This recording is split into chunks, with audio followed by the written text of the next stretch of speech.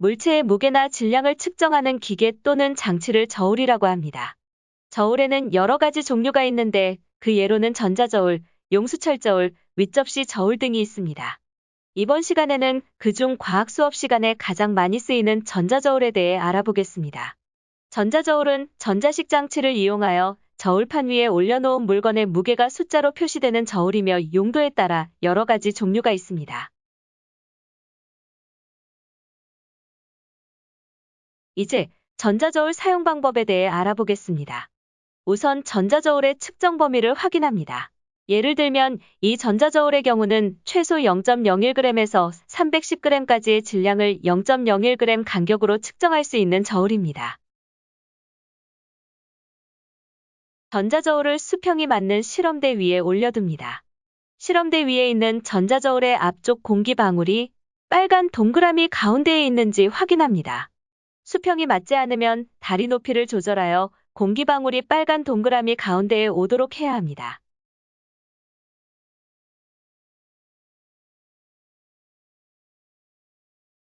이제 준비가 되었습니다. 전자저울의 전원을 켜서 물체의 질량을 측정하겠습니다.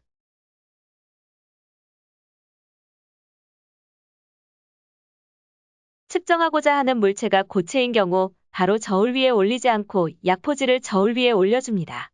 측정하고자 하는 물체가 가루 형태의 시약이라면 흐르지 않도록 약포지를 접어서 사용하는 것이 좋습니다.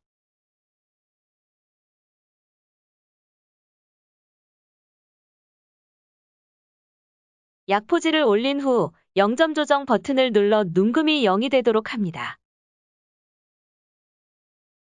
액체의 질량을 측정하고자 하는 경우는 비커와 같은 액체를 담을 용기를 약포지 대신 올려준 후 0점 조정 버튼을 눌러주면 됩니다.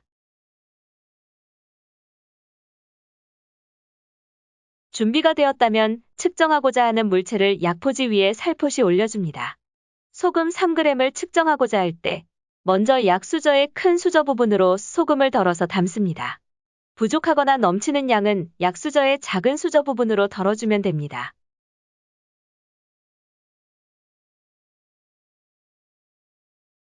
액체의 질량을 측정하고자 할 때는 우선 비커나 눈금 실린더를 이용하여 액체를 담아줍니다.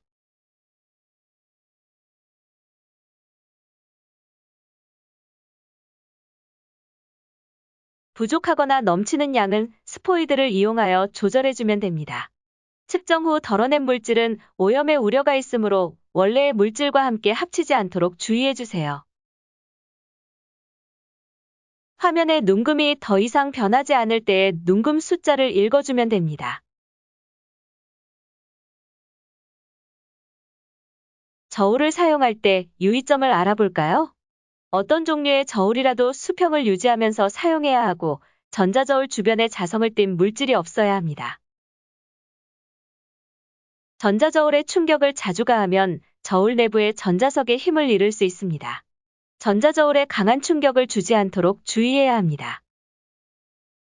물질은 적당량을 덜어서 쓰도록 하며 특별한 경우를 제외하고는 쓰다 남은 물질은 오염의 우려가 있기 때문에 본래 시약병에 다시 담지 않습니다.